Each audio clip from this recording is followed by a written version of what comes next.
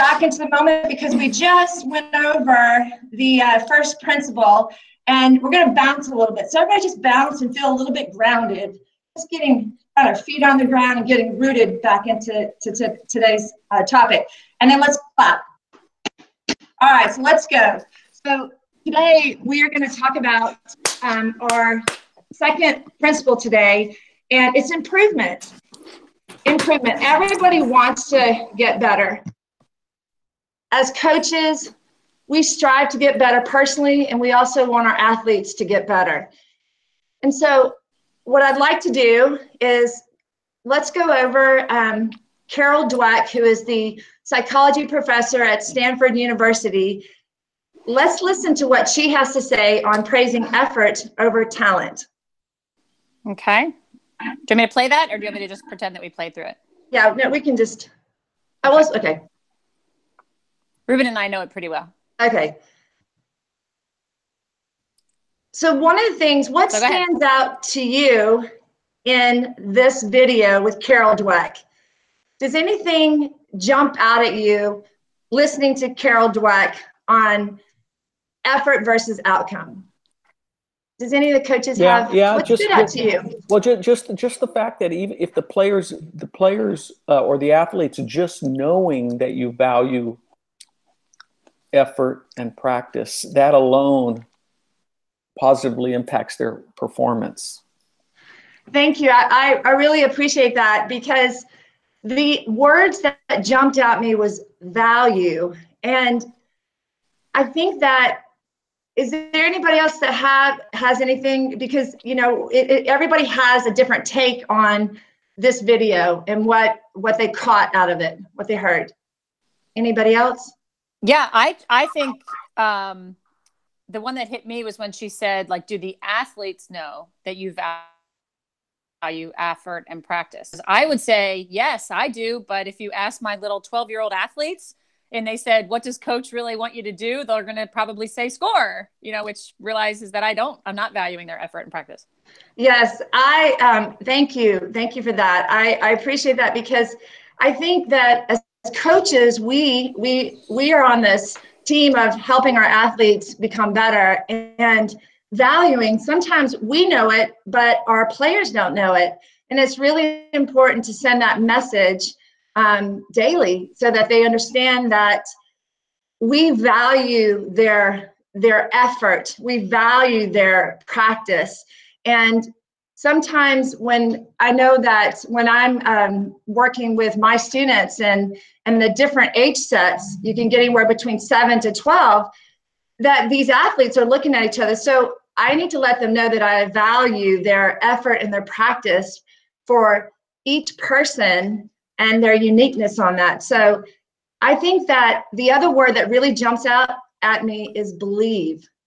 Believe is something that if your athlete understands that you believe in them, then they're going to work harder for you. And then you're able to have that communication with them to help them set their own goals and the way for their own goals in their practice and their own goals in their for their season. So when you look at a meaningful athlete experience, how do you get the athletes to believe that they can get better? So if you and your partner, let's say that we're all out here today, and maybe you can find a different coach that's coaching that you can go and speak to about how do you get your athletes to believe. We talked about believe to get better. So let's find a partner, a different sport that you play, and find out how do you do that?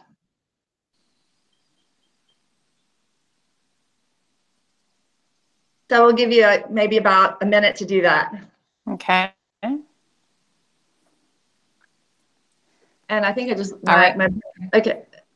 So then, anybody have any answers on how do they get their athletes to believe? One of the ways, I just have a really quick and easy one. I'm coaching lacrosse, and lacrosse is a sport not everybody can just naturally do. It's really not everybody can just pick up a stick and catch a ball and throw a ball. So it's really easy to see the kids getting better every day because they can do things today that they couldn't do yesterday, or the things this week that they couldn't even think about doing 2 weeks ago. So we just are constantly I kind of lost you a little bit, Kelly. like, oh my gosh, you cuddle. Oh my gosh, you used your left hand. That was amazing. Oh, sorry. Hold on, Yeah, our ahead, group, we were thinking a couple things. One is if we notice even the slightest improvement, make sure that we point it out to the athlete, because maybe the athlete isn't noticing their own improvement and progress. And then two, maybe sometimes you point out to them things that they already have improved at. So maybe they're going, oh, I'll never be a good putter. I just can't putt. I'm not getting any better. But maybe if you know that their chipping has actually improved a lot, you can point out, well, you didn't used to be the awesome chipper you are now, and look at you now. So maybe paralleling that. Yes. Thank you so much for that answer. I think that I love that. I just think being a noticer, making sure that you're really noticing your athletes on a day-to-day balance. And then again, noticing that just finding the simple things that instead of the outcome so much, but just the simple things of, did they, I'll use golf since that's my sport, did they look with their eyes? Did they find their target? Did they make a decision about which club to use? Did they go through the little steps and then looked again, set up, and then hit? I'll notice that much more than the outcome of the shot, whether the shot got close to the hole or not. So I'm always noticing those smaller things that sometimes go left unnoticed. And, to an athlete, those steps lead up to getting the ball close to the hole. And it takes time to do that. So just being a noticer is really important to allow that athlete to know that, that you believe in them, that you're watching them. And then Kelly, is the next one, I'm sorry. I think that you're right. When I'm looking at this, it's making my brain switching. I'm looking at this. So how do I make it smaller? I think you're right. I do better probably not trying to follow the steps. Like, how do I make the little screen? I think maybe if I just click on one of us, and I think that. Okay. Oh, Kelly, you're muted. Kelly, you're muted. Let me see. Oops. Let me see. Try to click on yourself, like the one the screen that has your own picture in it at the bottom. Try to click on that one. Did that do it? And then it got me up, and then the other one, the one that's underneath the Kelly that's muted. Yeah. And then when we talk, we should pop up. It's a little small. When you hear us, do we pop up? I can kind of see the one that's on the bottom, and then I think there was just one more behind that notice.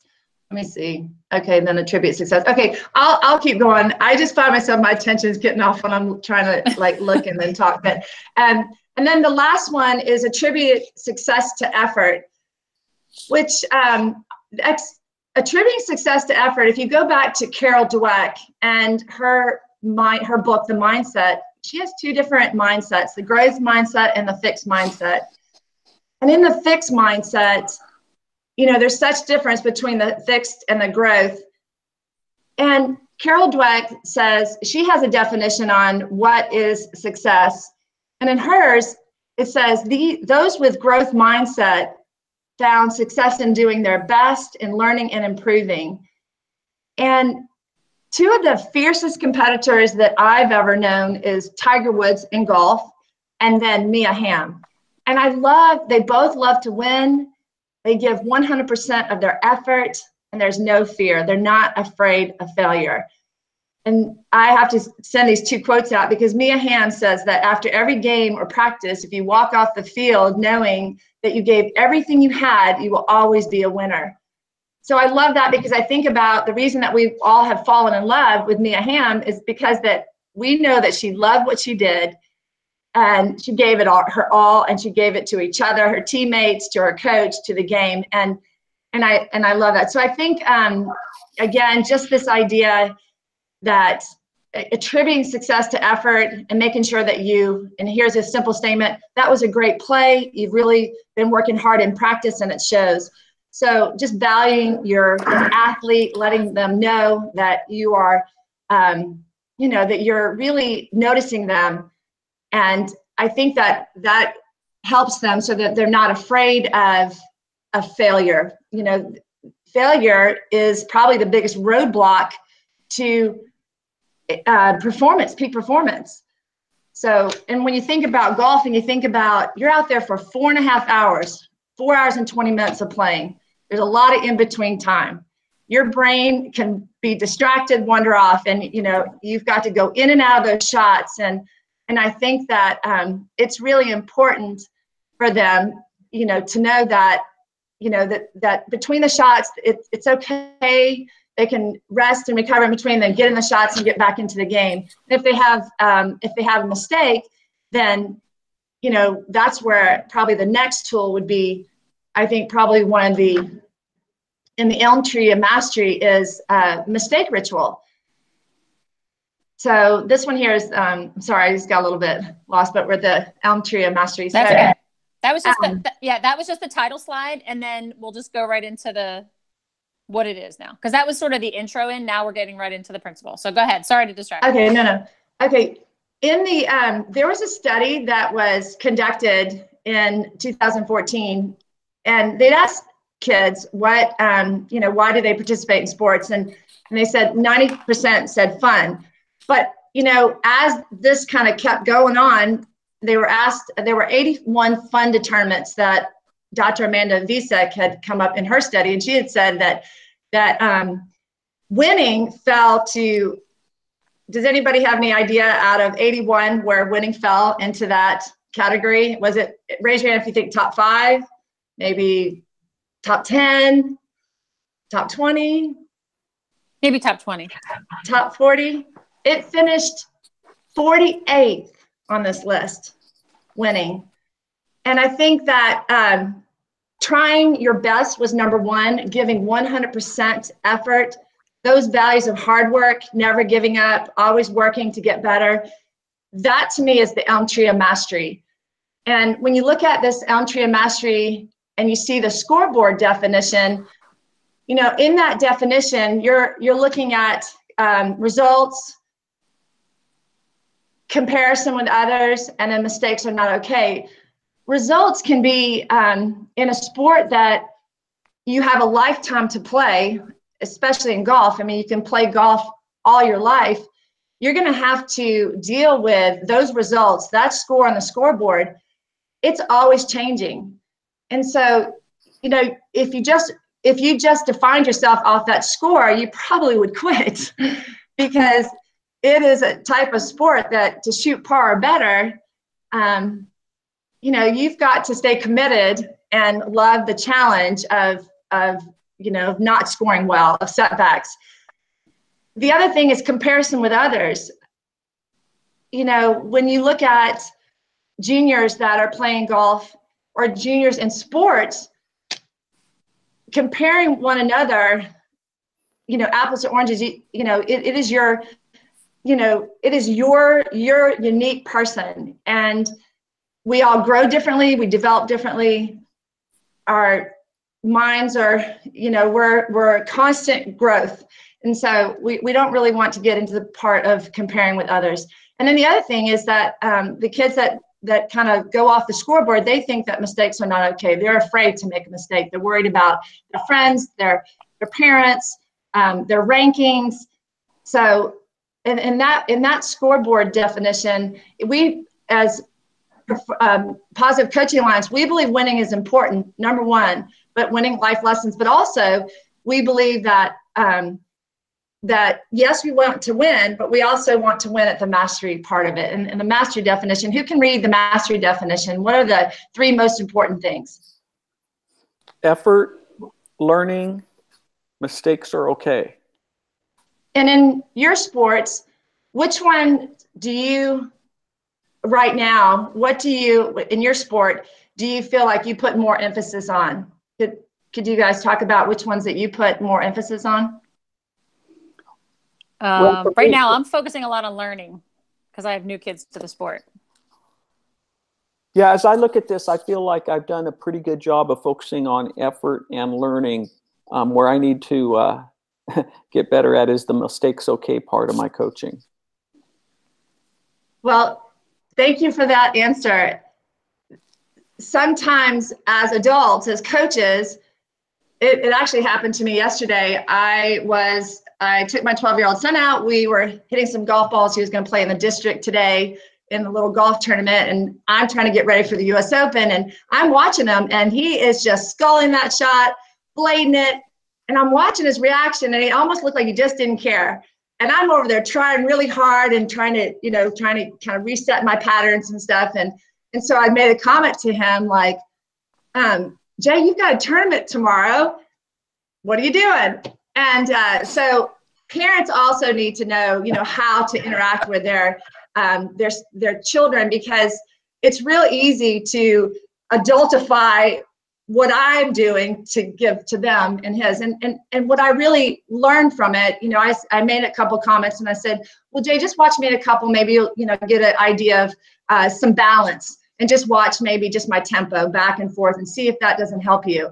And he kind of put his head down a little bit and kind of mumbled a little bit. And then I let him do his own thing. Then he kind of went over and started, hitting some shots, and then he kind of went on his own little way. But I think that until your child or the athletes are ready to learn, they have to be ready to learn.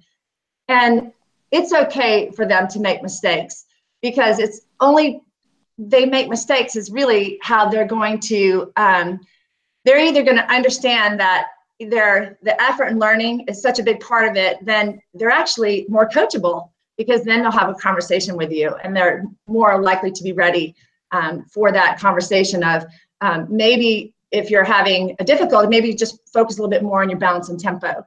And so they'll be more willing, I think, to be coachable. Let's see, what's that next slide?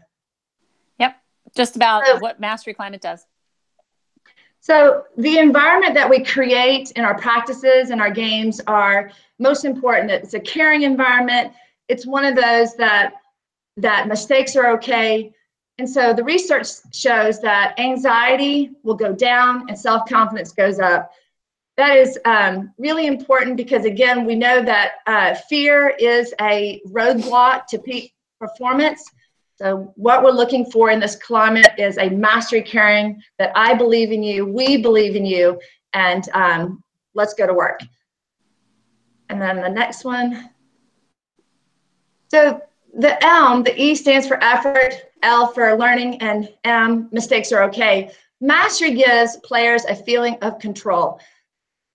All that means is you'll work harder and stick to it longer, and the longer that you do that, then the more skilled, more competent, the more confident you become by doing that. And as coaches, that is our, this is what we want. We want our kids to love it long enough to play the game long enough. And then maybe there's another. And then it just goes to the scenario. Okay. Yeah. So now let's do a little, we have a scenario, a tentative play.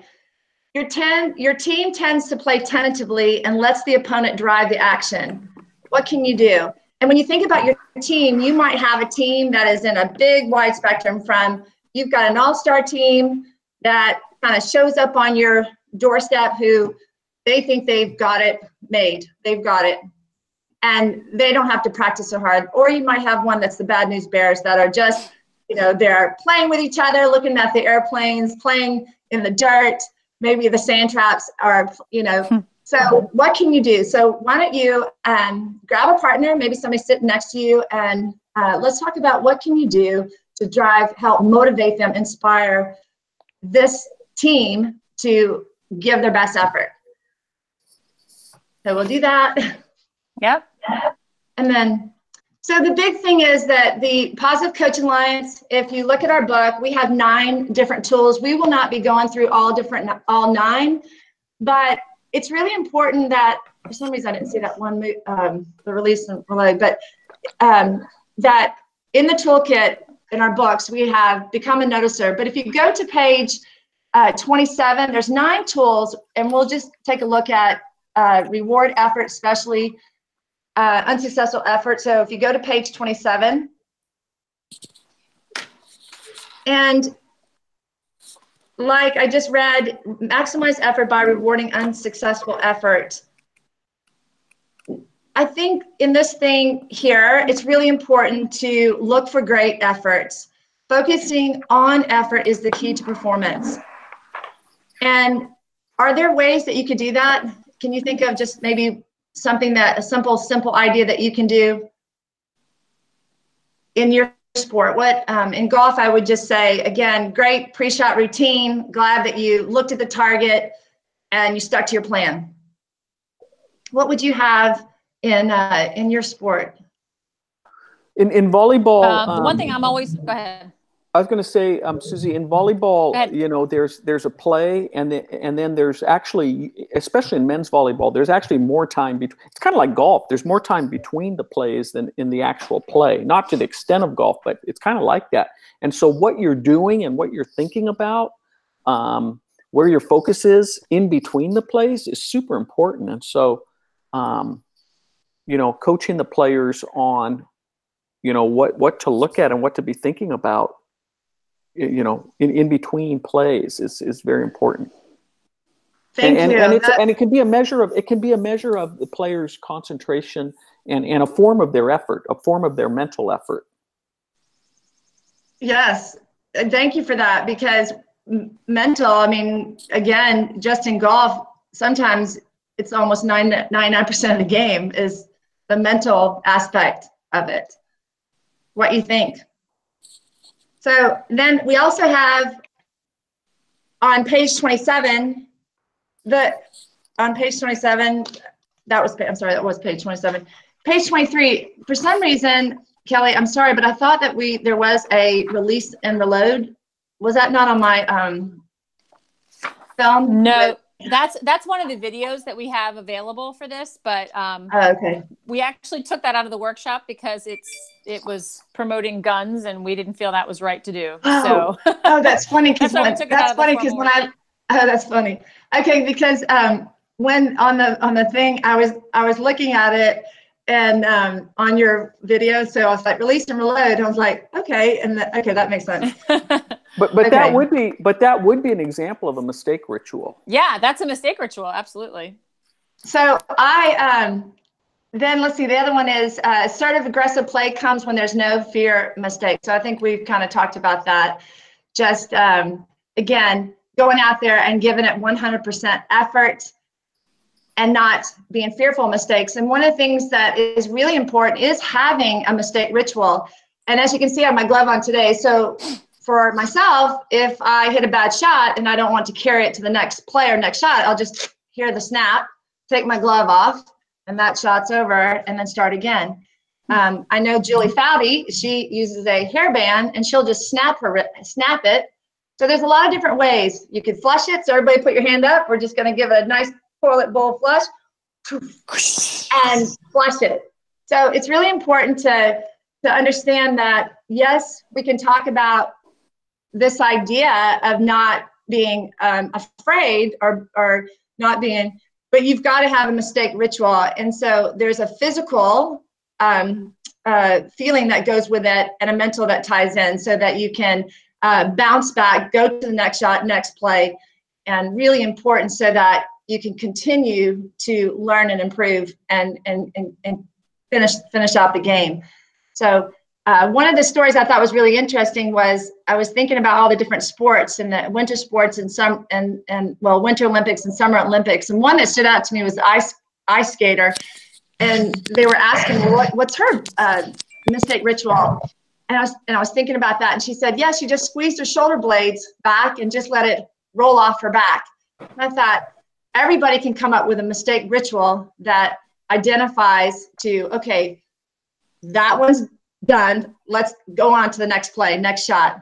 And I think that's really important as coaches to instill that tool, and so that also the players that are out there, if you're not with them on the field and you're the sidelines, you can also identify that by a gesture so they know that, hey, you saw it, on to the next one, here we go. So really important to build their belief system, that you believe in them, and that they understand that you've got their back and you're right there with them. So, and the best thing is that this helps with a growth mindset, to know that they're, always going to continue that you value practice and effort.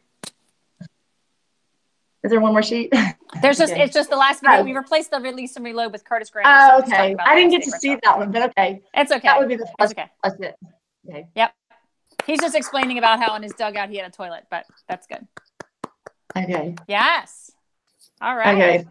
And then just so you guys know, I'm telling you. Okay, so here it is.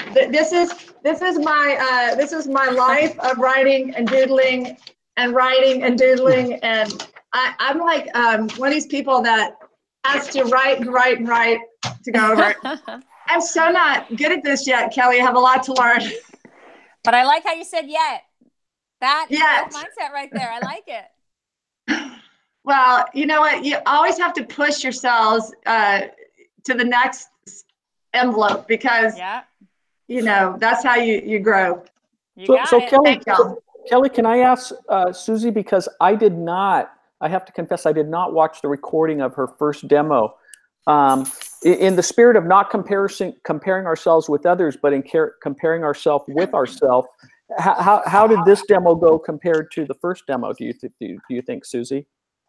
Well, it was interesting because I thought I would be a lot calmer, but having you, Ruben, I told Kelly it was just easier for me to connect with one, because I felt like an audience effect yet is not, I don't feel quite ready. I feel better if I had like a partner, that kind of ebb and flow idea. These are such big, important topics, and I have a lot of love and passion for it. But again, just trying to organize it as a trainer would, it does take time to organize the key thoughts and stay on task. And I just can't seem to yet organize the stories around it yet, where I just feel like just hit the top, and let the people, let the audience, bring their stories and life into it. So, that's going to take some time. Okay. So I thought this one was harder. I thought this was harder for some reason. I thought it was harder. I think the first one too is kind of like an overview of all the principles. So I think, when you get into each principle, it is challenging because you want to focus on one area. But I thought, Susie, you did a really nice job at, blending this in. One of the things that I like to focus on is that each individual principle works together with the other principles. And, you still were bringing in like, we need a caring climate, and we need to do, it's not just like, well, all you have to do is focus on effort and you're going to be great. You really had a nice way of blending them together. So I have some comments, but I'd love to hear from Ruben first, since he wasn't on the last one. Some things that you thought Susie did really well, maybe what stuck out for you, Ruben, and then if you have any suggestions for her. Yeah, well, gosh, I think, Susie, you have a really nice style that draws us in and makes us feel comfortable. You really make us feel comfortable participating. I felt like, okay, I'm not going to be judged. I'm going to say what's on my mind. And I really one specific thing that I really liked is when you asked us about how we make our players feel they can improve, and then your transition from our responses into talking about being a noticer, just how smooth that transition was. I thought that was really strong. Susie, you got more than you're going to be able to share with coaches in a 2-hour workshop. You just got more than you can share, and so you're going to have to pick and choose. I got this phrase down, and Kelly's used to hearing me say this: less is more. Pick a few things, and that's it. And save the other stuff for another workshop or another time. Or I do think that folks would really like hearing from you with each principle. one personal, well, you told the story about your son. So that was a personal anecdote. Yeah. And that was interesting, but he's not the professional golfer you are. And so I'd like to hear about a time where a coach helped you with Elm, or didn't help you with Elm, where a coach, got on you because you missed 2 shots in a row, and what kind of impact that had on you, but like, did you ever she shared her mistake ritual. I thought that was great. Like, that's an example. That is true. Yeah. That is true. Yeah. That's true. So just a response to that, that's a so that's a tough one for me, right? Because my dad coached me. So, we had it was battles. I mean, it was tough. So, I mean, I would be one that could advocate sport parenting. I mean, like coaching parents, just how to, their best ways to handle their athletes, but so some of that is, that's a tough one, because he would be one that would be walking the fairways and shaking his head. And I would just be like, he'd be like, well, there's my 75 shooter. And I'd be sitting there at 73 going, oh my gosh, I got 3 holes to go. I might shoot 70. And he's over there looking at me like I'm going to shoot 75. And I probably will hit 75, like it's that energy that, he's walking down with his head down the fairway and got that little. So Susie, I personally think it doesn't have to, you can talk about your dad, and it doesn't have to be your dad in the workshop. Yeah.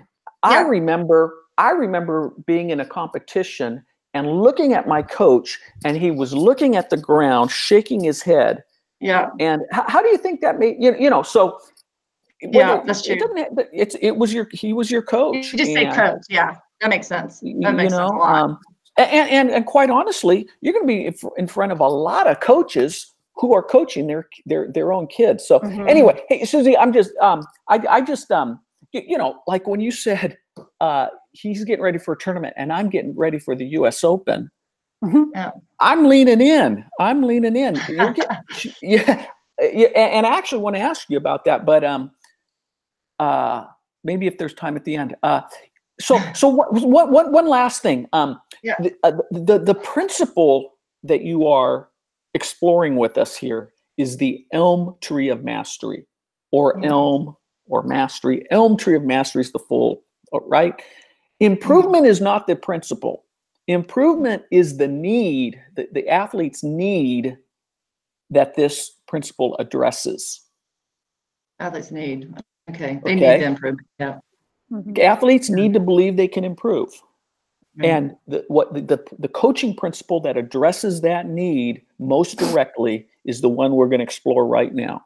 The Elm Tree of, we call it the Elm Tree of, and then little subtle distinction there. Well, that helps because I couldn't like lead into it right. So that makes sense. So it's okay. So the athletes need the improvements. They need to believe that they can get better, so that the principle that we're going to talk about is the Elm Tree of Mastery. This is the how. Yeah. Yeah. Exactly.